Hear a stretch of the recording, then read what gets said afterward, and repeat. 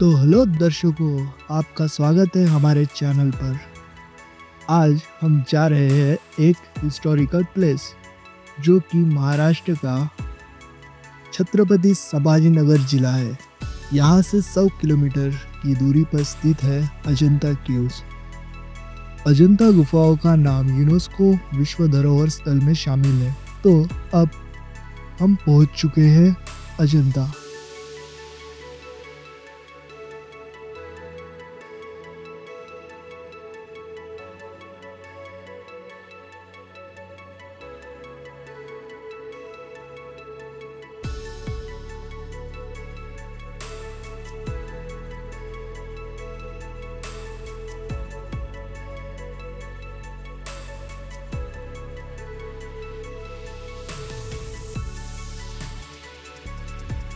गुफा तक जाने के लिए हमको बस लेनी पड़ेगी। ये बस का फेयर 25 रुपये और एसी बस का फेयर 30 रुपये।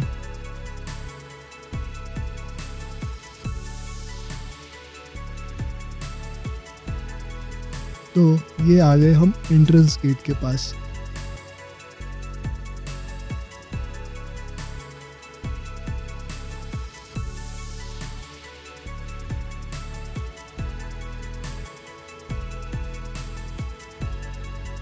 टिकट निकाल के हम निकल चुके हैं इस जगह का आनंद लेने।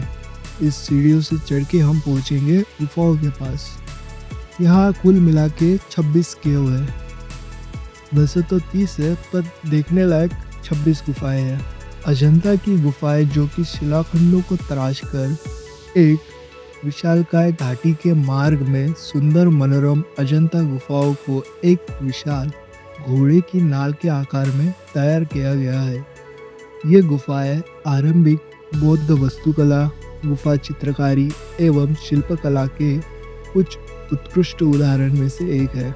इन गुफाओं में बुद्ध को समर्पित किया चैत्य विहार कक्ष स्थित है, जहाँ बौद्ध गुफावासी ध्यान करते और बुद्ध के उपदेशों का अध्ययन किया करते थे। इन गुफाओं की दीवारों पर एवं भीतरी छतों पर बुद्ध के जीवन की कुछ महत्वपूर्ण घटनाएं हैं। बौद्ध धर्म के दिव्य चित्रों को तराशा गया है। अन्य सुंदर चित्रकारी में जातक कथाओं की विविध कथाओं का चित्रण किया गया है। 1300 वर्षों तक व्यस्त रहने के बाद अचानक अजंता गुफाओं को जैसे बुला दिया गया हो, मानो जैसे काल के अंधकार में वे छिपी रही। लेकिन 1819 में जब ब्रिटिश सेना अधिकारी मद्रास रेजिमेंट से जॉन स्मिथ जब बाघ की शिकार के लिए निकले थे, तब वह इन गुफाओं तक अचानक पहुंचे। स्मिथ ने वाघोरा नदी के ऊपर इन गुफाओं का मुंह देखा और फिर वो उनके भीतर चले गए। एक प्रेक्षक स्थल है जहाँ से खड़े होकर जॉन स्मिथ ने पहली बार इन गुफाओं को देखा। वहाँ से खूबसूरत दृश्य के साथ यह घाटी मार्ग है जो घोड़े की नाल के आकार का दृश्य प्रस्तुत करता है। अजंता की गुफाएं बाढ़ बेसाल्ट ग्रेनाइट चट्टान प्रकार के पत्थरों पर बनाई गई है। सन 1983 में इसे यूनेस्को विश्व धरोहर स्थल से नामित किया गया है। ये गुफाएं 56 मीटर ऊंचाई पर है और इसका पूरा एरिया 550 मीटर नाली के आकार की गुफाएं पहाड़ के चट्टानों पर फैली हुई है। जबकि एक ऐसी खास जगह है जहां गुफा नंबर 8 सबसे नीचे मिलती है, तो गुफा नंबर 29 पहाड़ की चोटी पर स्थित है। यहाँ कुल मिला के 26 गुफाएं देखने को मिलती है, जिसमें गुफा नंबर 6, 10, 16, 26 और 29 चैत्य पूजा स्थल के रूप में और बाकी विहार तथा आश्रम के लिए मशहूर है। अजंता की गुफाओं के लिए करीब करीब 4वीं शताब्दी तक उत्खनन का अथक परिश्रम करने के बाद सफलता हाथ लगी है। ये खुदाई का काम राजा वाकाटक के शासन में हुआ था। 5वीं शताब्दी के आखिरी 50 सालों में और 6ठी शताब्दी के पहले 50 सालों का काल कुल मिला के इन शताब्दियों के दौरान के शाली शिल्पकला और चित्रकला के लिए सुवर्ण युग माने जाते थे। 7वीं शताब्दी के बाद इन गुफाओं की खुदाई का काम धीमा होता गया। जो गुफाएं अधूरी रह गई, उनमें से कुछ अधूरी होकर भी देखने लायक बनी हुई है। इन गुफाओं की सबसे बड़ी विशेषता ये है कि यहाँ की गुफाओं को तराशते समय छत से शुरुआत कर नीचे तक गुफाओं की शिल्पकला की रचना करते आए हैं। इन गुफाओं को बनाने के औजार यानी टिकाव, कूदल, बाद में कलाकुसर के काम के लिए छेनी, हथौड़ा, इन सब का इस्तेमाल हुआ है। जगह जगह पर खंभों का आधार दिया हुआ है और छोटे बड़े हॉल निकाले हुए हैं। गुफा बनाते समय चट्टान की सफाई और उनमें बनाए शिल्पों को रंग देने का काम भी एक साथ हुआ है। इससे यह पता चलता है कि कलाकारों का हेतु पहले ड्राइंग हॉल की सुंदर रचना करने के बाद अंदरूनी स्थलों की रचना करने का था। इन सब को देखने के बाद उन कलाकारों की मेहनत, अपने काम के प्रति उनकी लगन और उनके हाथों की कला जगह जगह देखने मिलती है, जिसकी वजह से आज भी अजंता की गुफाएं विश्व भर में प्रसिद्ध है। अजंता की गुफाएं आज भी शिल्पकारी का एक बेजोड़ नमूना है और अभ्यास के लिए उपयुक्त है। खुदाई और नक्काशी की ओर से देखा जाए तो विश्व भर में मानी गई इन रचनाओं का महत्व अजोड़ है। ये गुफाएं 5 से 7वीं शताब्दी तक तराशी गई है, जो कि आज एक अति उच्च कला का प्रतीक है। यहाँ पे आने वाला हर एक प्रेक्षक यहाँ की कला देखकर इसकी अध्यात्मता, प्रसन्नता और सुंदरता से आनंदित होता है। सारनाथ में स्थित समकालीन बुद्ध की मूर्ति की वजह से यहाँ की मूर्ति कला का महत्व अधिक उजागर होता है, क्योंकि ऐसे अनेक मूर्तियों की खुदाई यहाँ पर की गई है। यहाँ की गुफाओं को रचनाओं का काम 2 अलग अलग काल में किया गया है। पहले काल के सालों में मूर्तियों और कला वस्तु को रंग देने का कार्य सैंपल के तौर पर किया गया था। ये गुफा नंबर 6 और 10 देखने के बाद अनुमान लगा सकते हैं। ये काम शायद पहली और दूसरी शताब्दी के दौरान पूरा हुआ लगता है। इन बनी हुई मूर्तियों के कपड़ों का पहनाव, उनके चेहरे का अलंकार देखने लायक है। इनको देखकर हम ये अनुमान लगा सकते हैं कि इन्हें बनाने में कलाकारों ने कितना कष्ट उठाया होगा। इसी कारण की वजह से ये कला आज हमारे देश में और ज़्यादा प्रचलित हो रही है। चित्रकला के दूसरे कार्यकाल यानी 4वीं और 5वीं शताब्दी में ये कार्य 2 शताब्दी तक शुरू रहा। इसका आरंभ काल वाकाटक राजाओं का काल था। इसी काल में चित्रकला का काम और तेजी से हुआ। गुफा नंबर 1, 2, 16 और 17 की चित्रकला बेजोड़ है और कलाकारों के हाथों का कमाल यही दिखाई देता है।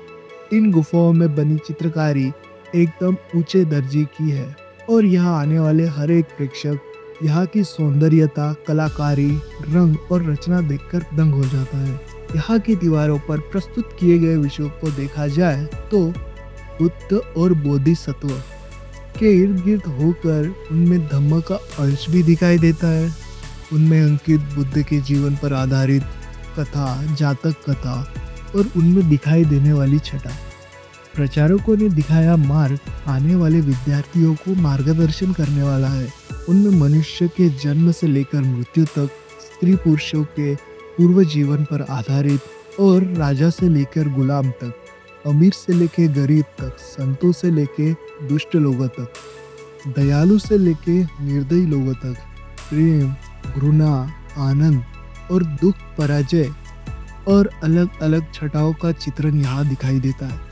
पर धम्म पर आधारित ये दृश्य घरानेशाही, कोर्ट, कस्बों, शहरों, बड़े घर तथा आश्रम, इन सब का आईना ही है। इनमें से हमें उस काल का रहन सहन, पहनाव, अलंकार, संगीत के अलग अलग प्रकार, बर्तन, युद्ध में उपयुक्त अस्त्र शस्त्र, इन सबको तलाशने में काफ़ी मदद मिलती है। उन्होंने मनुष्य के अलग अलग जाति धर्म का चित्रण ऐसे प्रस्तुत किया है कि उन लोगों को भी जैसे देवी देवताओं, यक्ष, किन्नर, गंधर्व और अप्सरा इत्यादि पर विश्वास था और इसीलिए उन्होंने इन सबको प्रस्तुत किया है।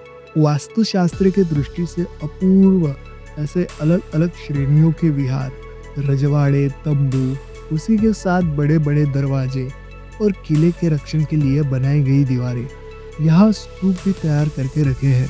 छत पर बनी हुई पेंटिंग में अलग अलग छटाएं बारीकी से दिखाई है। जैसे कि फूल, पेड़, फल, पक्षी, जानवर, मनुष्य। ये देखकर उनकी इन सब विषयों पे कितनी पकड़ थी, ये दिखाई देता है। पेंटिंग के बारे में कहा जाए तो ऐसा प्रतीत होता है कि पहले धातु मिश्रित मिट्टी लेकर उसमें चट्टानों में मिलने वाले पत्थरों के बारीक टुकड़े, वनस्पतियों के तंतु, चावल का भूसा, रेत, इन सब का मिश्रण वे पेंटिंग के पहले दीवार पर लगाते। फिर आखिर में वह नींबू पानी से धोकर पेंटिंग के लिए दीवार तैयार करते थे। रंग लगाने के उपाय भी सादे थे। पेंटिंग के पहले आउटलाइन निकालकर अलग अलग कलर लगाया जाता था। यहाँ के कलर कॉम्बिनेशन एक जैसे नहीं है। जहाँ ज़रूरी है वहाँ आवश्यकता अनुसार ही रंगों का प्रयोग किया गया है। इसलिए यहाँ की चित्रशैली अजंता चित्रशैली के नाम से विश्व भर में प्रख्यात हुई है और अपनी अलग पहचान बनाई हुई है। तो बात करते हैं गुफा नंबर 1 की। यह 20 स्तंभों पर बना बड़ा हॉल है। स्तंभों पर बहुत ही सुंदर डिजाइन तराशे हुए हैं। यहाँ पर चित्र है जो जातक कथाएं दर्शाती है, जो कि महात्मा बुद्ध के पिछले जन्मों पर आधारित है। पूजा स्थली में बुद्ध की एक विशाल मूर्ति है, जिसके चेहरे पर जब दाहिनी ओर से रोशनी डाली जाती है तब मूर्ति के चेहरे पर गंभीर भाव व्यक्त होता है, तथा बाईं ओर से सामने से रोशनी डालने पर तपस्या और शांति का भाव प्रदर्शित होता है। बाहरी दीवार पर मारा का चित्र है, जो कि प्यार का देवता है और बुद्ध को रोक रहा है कि वो तपस्या ना करे। दूसरे चित्र में बुद्ध की कई मुद्राएं दर्शाई गई है। असेंबली हॉल, जो कि बाईं ओर है, शिबी जातक कथा दर्शाता है। इसमें राजा श्री कबूतर को बाज के चंगुल से बचाता नजर आता है। नागराज या कहे सर्फराजा एक महिला के साथ रथ पर बैठा हुआ दिखाई देता है। वह भी उसी जगह का दृश्य है। पूजा स्थली के निकट दीवार पर विश्व प्रसिद्ध पद्म पानी की मुद्रा दर्शाई है। महात्मा बुद्ध का यह प्रसिद्ध चित्र इटालियन समकालीन युग की तस्वीर का मुकाबला करता है। जहाँ तक पोर्ट्रेट आर्ट का संबंध है, यह संसार की बहुत ही बढ़िया पोर्ट्रेट में से एक है। महात्मा बुद्ध के हाथ में कमल, शांति और पवित्रता की निशानी है। पद्म पानी के समीप एक दरबार का दृश्य दिखाया गया है, जिसमें विदेशी महत्वशाली लोग भारतीय राजा को तोहफे पेश कर रहे हैं। अखाड़े में लड़ते हुए कुछ जानवरों की तस्वीर है। छत पर कई पक्षियों, फूलों, फलों की पेंटिंग्स हैं। ये डिज़ाइन आजकल की शालों, साड़ियों पर नकल किए जाते हैं। कुछ और दृश्य दिखाए गए हैं। ऐसी ही एक अद्भुत सांड की पेंटिंग है, जो कि किसी भी कोने से अगर देखे तो लगता है कि देखने वाले पर आक्रमण कर देगा। ये दूसरे नंबर की गुफा है। गुफा के दाईं ओर हंस के जन्म की कथा दर्शाई गई है। बुद्ध की माता अपना सपना राजा को सुना रही है। बुद्ध के माता पिता उसे प्यार करते हुए चित्रित है। बाईं ओर कमरे में बुद्ध की एक आकृति है, जिसकी छत पर हंसों का समूह दिखाया गया है। अन्य चित्रों में आज के युग की कई चीजें नजर आती है, जैसे मफलर, पर्स, स्लीपर। पूजा स्थल में एक अखाड़ा है जिसमें बुद्ध की आकृतियां है। छत पर इतनी सुंदर और नक्शी काम का चित्रण है। यह डिजाइन आज की हिब्रू साड़ियों और शालों पर अंकित हो रहे हैं। असेंबली हॉल में कई स्तंभ हैं।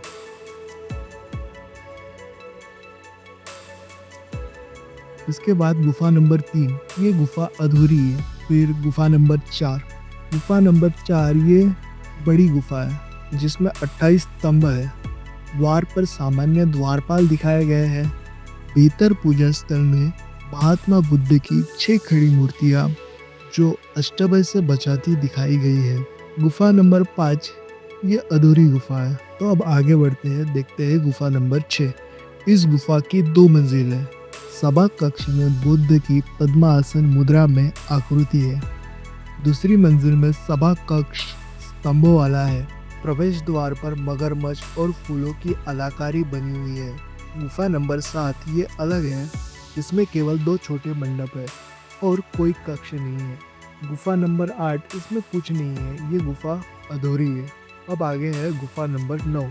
यह गुफा आयताकार क्षेत्र के बीच में एक शिलाखंड से अर्धगोलाकार स्तूप के रूप में निर्माण की गई है। इस गुफा की ऊपरी छत पर चित्रकारी की झलक दिखाई देती है, जिसके ऊपर बुद्ध के विविध मुद्राओं में चित्र तराशे गए हैं। गुफा नंबर 10 ये एक हीनयान मंदिर है जिसमें लगभग 40 स्तंभ है, जो कि बड़ी ही खूबसूरती से तराशे हुए हैं। इसमें कई स्तूप है जिस पर पाली भाषा के ब्रह्म लिपि में आलेख अंकित है, जिससे आपको ये प्रकट होता है कि यह गुफा ईसा पूर्व 2 शताब्दी की है।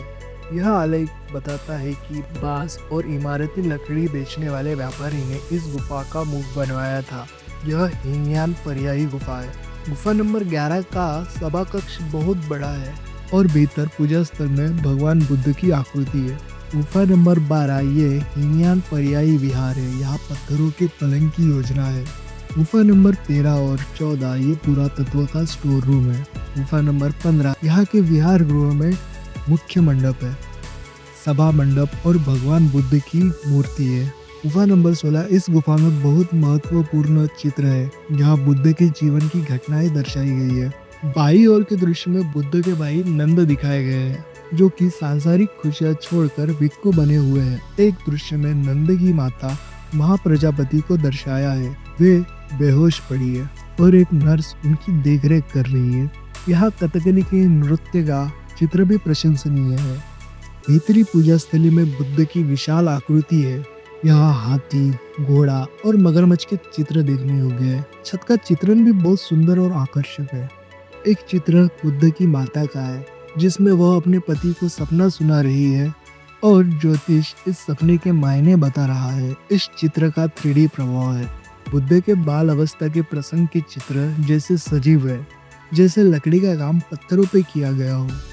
तो हम अब आगे बढ़ते हैं। गुफा नंबर 17 यहाँ बुद्ध के जीवन की कई घटनाएं और जातक कथाएं बताई गई है। सभा कक्ष बहुत ही सुंदर है और पूजा स्थल में बुद्ध की आकृति है।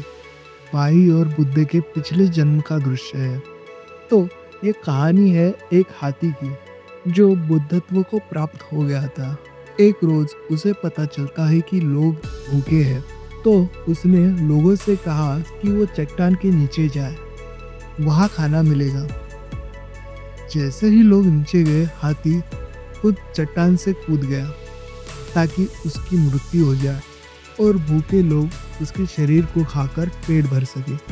उसके बाद बुद्ध को एक दयालु राजकुमार के रूप में दिखाया गया है और एक भावुक दृश्य है कि वो अपने परिवार से तब मिल रहे हैं जब वो सांसारिक वस्तुएं छोड़ चुके हैं।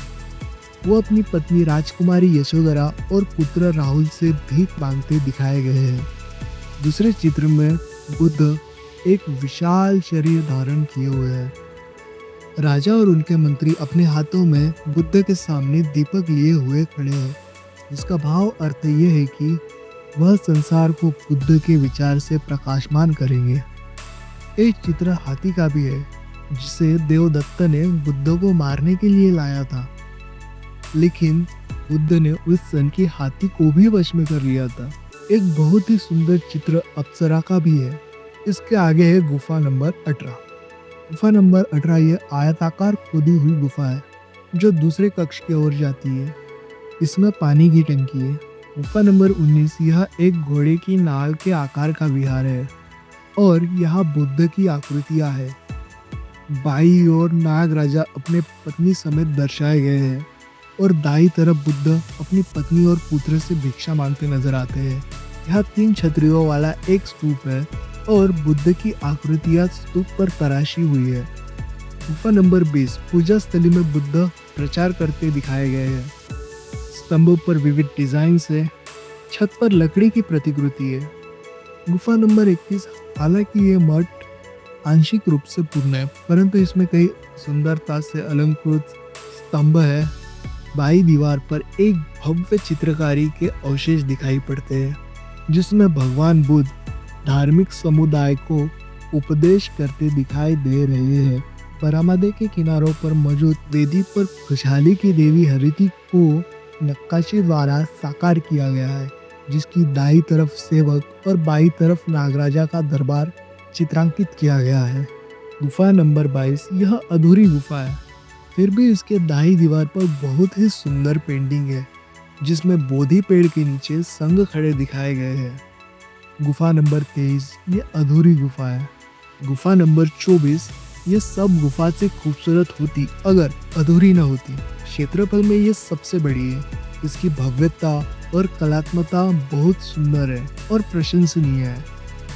गुफा नंबर 25 यह एक अधूरा विहार है जिसमें कोई पूजा स्थल नहीं, न कोई कक्ष, केवल आंगन है। गुफा नंबर 26 गुफा नंबर 26 इस गुफा के चैत्य कक्ष के भीतरी भाग पर बारीकी से नक्काशी की गई है। बुद्ध की आकृतियां शोभायमान है। मुख्य स्तूप मंडप में बैठी हुई मुद्रा में बुद्ध की विशाल प्रतिमा है। बाई दीवार पर 2 कथाएं चित्रित है। पहले चित्र में काम देवता मारा का प्रलोभन तथा बुद्ध की विशाल लेटी हुई मूर्ति तराशी गई है। यह बुद्ध के जन्म और मरण के चक्र से मोक्ष अर्थात महापरिनिर्वाण को व्यक्त करती है।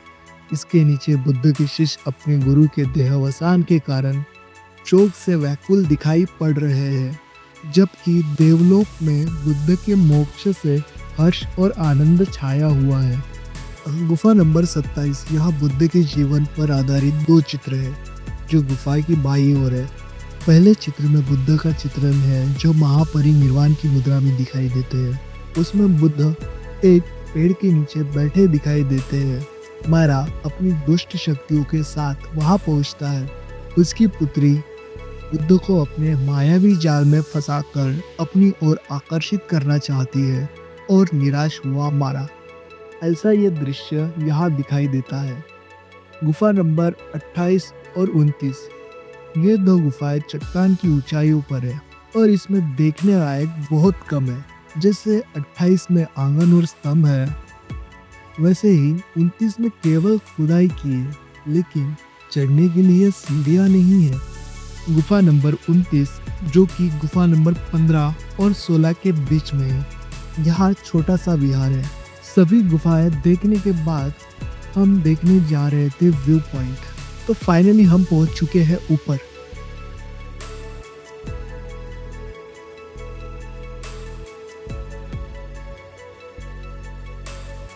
और यहाँ से आप सब गुफाओं का नज़ारा देख सकते हो। ये वाघोरा नदी यहाँ से दिखाई पड़ती है।